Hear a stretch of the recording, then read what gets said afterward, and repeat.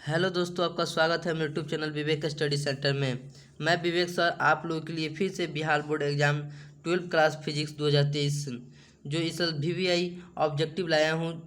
VVI objective है और आप लोग को जो चैप्टर 6 है जो सरल परिपथ है उसके लिए सिम स्पेशल इसके ही लिए लाया हूँ और चैप्टर वाइज अगले वीडियो में कराया जा रहा है। और इससे अगले 1 से लेकर 5 लेख आपका चैप्टर फाइनल हो चुका है। आप नीचे डिस्क्रिप्शन में जाकर लिंक भेटाएगा या प्ले लिस्ट में लिंक होगा, आप देख सकते हैं। यहाँ 35 में 35 आने की संभावना है और आप अच्छी से अच्छी तैयारी करें। और मेरे चैनल पर फर्स्ट बार हैं तो चैनल को सब्सक्राइब कर दे और साथ में बेल आइकन को प्रेस कर दे। तो चलिए दोस्तों, वीडियो को शुरू करता हूँ। तो क्वेश्चन नंबर 1 कह रहा है दोस्तों,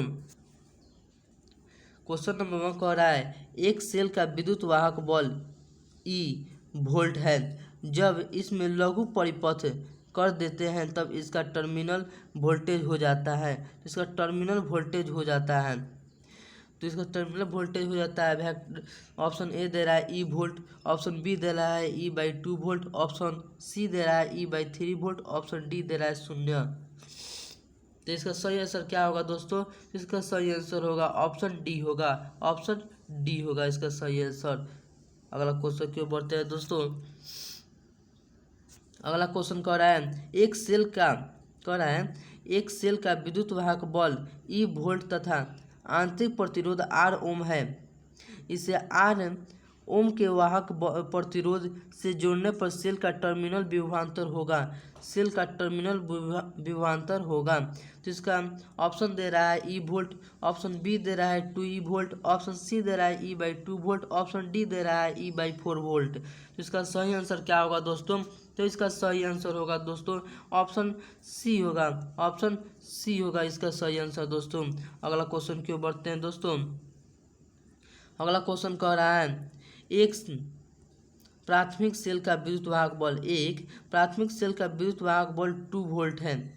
इसे लघु परिपथ कर देने पर यह 4 एम्पियर की धारा देता है। इसका आंतरिक प्रतिरोध क्या होगा? इसका आंतरिक प्रतिरोध क्या होगा?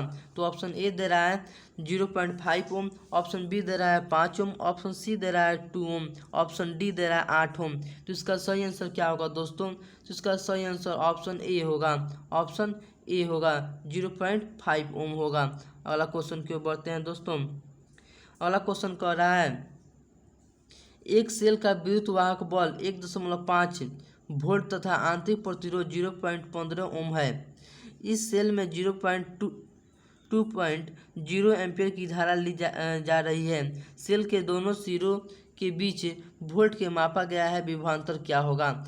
तो इसका ऑप्शन ए दे रहा है 1.35, ऑप्शन बी दे रहा है 1.20, ऑप्शन सी दे रहा है 1.00, ऑप्शन डी दे रहा है 1.50। तो इसका सही आंसर क्या होगा दोस्तों? तो इसका सही आंसर होगा दोस्तों ऑप्शन बी होगा। ऑप्शन बी होगा 1.02 होगा। अगला क्वेश्चन क्यों बढ़ते हैं दोस्तों। अगला क्वेश्चन कह रहा है दोस्तों कि सेल से ली गई धारा I तथा सेल के टर्मिनल वोल्टेज V के बीच ग्राफ खींचा जाता है। कौन सा ग्राफ सही है?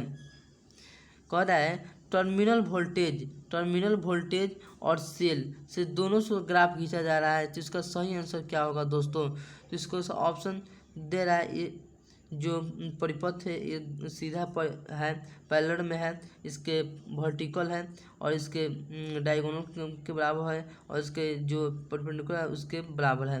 तो इसमें इसका सही आंसर क्या होगा दोस्तों? इसका सही आंसर ऑप्शन बी होगा दोस्तों। ऑप्शन बी होगा इसका करेक्ट आंसर होगा दोस्तों। अगला क्वेश्चन क्यों बढ़ते हैं दोस्तों। अगला क्वेश्चन कह रहा है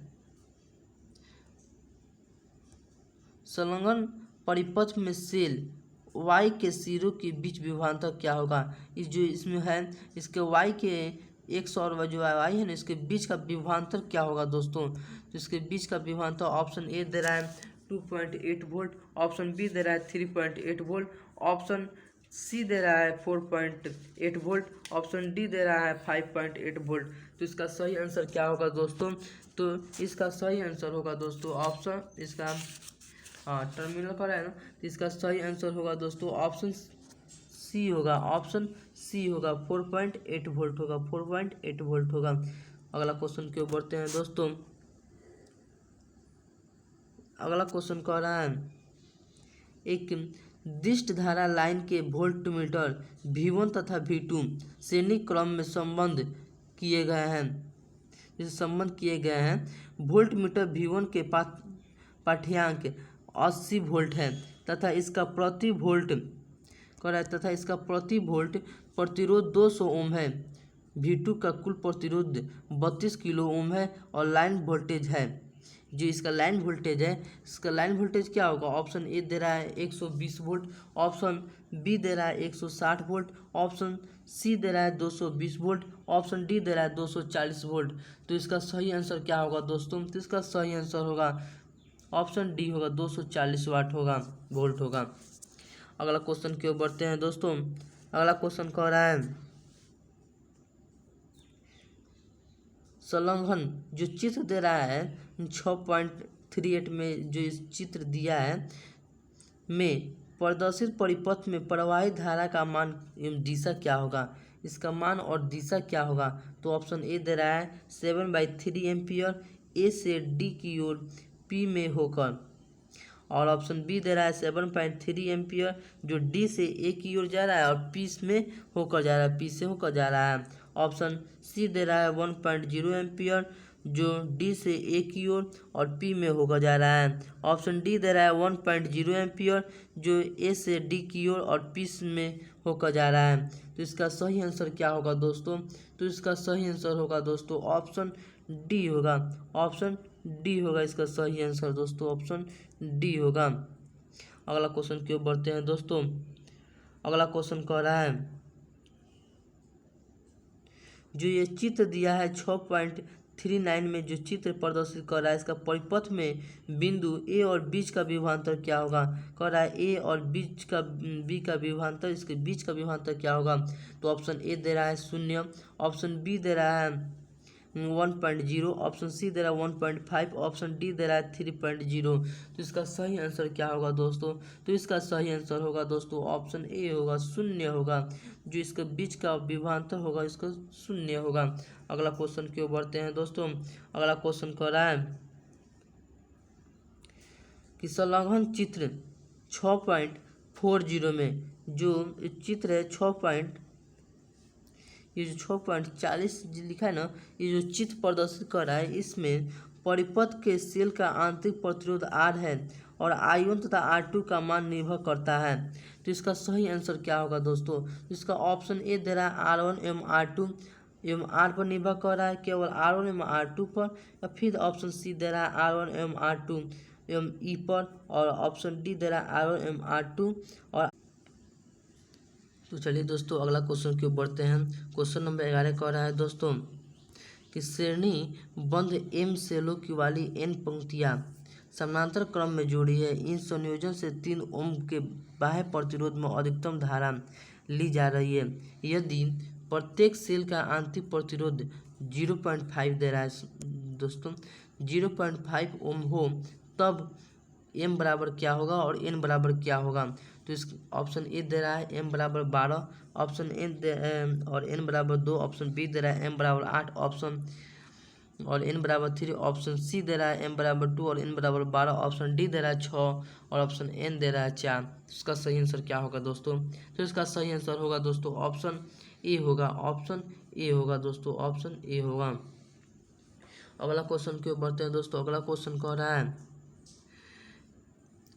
कि दो सेल जिनके प्रत्येक का विद्युत वाहक बल ई तथा आंतरिक प्रतिरोध R है, प्रत्येक प्रतिरोध बड़ा R के सिरों के बीच समानांतर क्रम में जोड़ी गई है। प्रतिरोधक की दी गई शक्ति अधिकतम होगी यदि बड़ा R बराबर छोटा r/2, ऑप्शन बी दे रहा है बड़ा R बराबर छोटा r, ऑप्शन सी दे रहा है बड़ा R बराबर 2r, ऑप्शन डी दे रहा है R बराबर 0। तो इसका सही आंसर क्या होगा दोस्तों? तो इसका सही आंसर ऑप्शन ए होगा, ऑप्शन ए होगा। अगला क्वेश्चन के ऊपर बढ़ते हैं दोस्तों। अगला क्वेश्चन कह रहा है किरचॉफ का विद्युत परिपथ संबंधित प्रथम नियम आधारित किस पर है?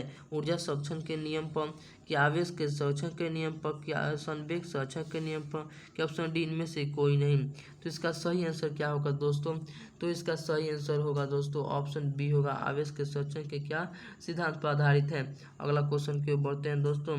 अगला क्वेश्चन कह रहा है किरचॉफ का विद्युत परिपथ संबंधित प्रथम नियम आधारित हो गया, यह क्वेश्चन हो गया। अगला क्वेश्चन कह रहा है किरचॉफ का 500 नियम जो द्वितीय नियम भी कहा जाता है, इसके संरक्षण का आधारित किस पर है? इसके द्वितीय नियम किस पर आधारित है? आवेश पर, कि संवेग पर, कि ऊर्जा पर, कि द्रव्यमान पर? तो इसका सही आंसर क्या होगा दोस्तों? तो इसका सही आंसर ऑप्शन सी होगा, ऊर्जा पर क्या निर्भर करता है। निम्न में से अगला क्वेश्चन कह रहा है निम्न में से अशुद्ध कथन है। निम्न में से अशुद्ध कथन है, तो ऑप्शन दे रहा है हीट स्टोन हेतु अधिकतम सुग्राही होता है, चारों प्रतिरोध समान कोटि के होते हैं। तो इसका सही आंसर क्या होगा दोस्तों? तो इसका सही आंसर ऑप्शन बी होगा। तो चलिए आज के लिए इतना ही और मिलते हैं और नेक्स्ट वीडियो में। Thank you.